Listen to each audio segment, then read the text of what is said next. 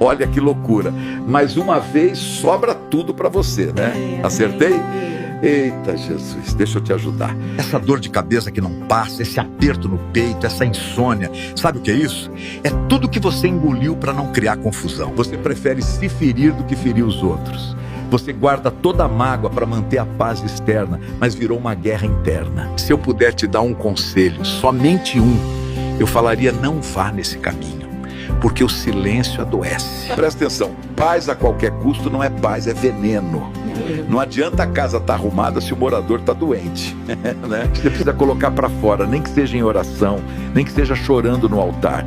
O que você não fala vai te adoecendo. Então, não deixe a sua bondade destruir a sua saúde. Desabafa. O coração leve faz o corpo sarar. Eita glória. Eu tô te falando isso porque quero te ver bem, de verdade. Se cuida, tá? Amanhã a gente continua. Um abraço.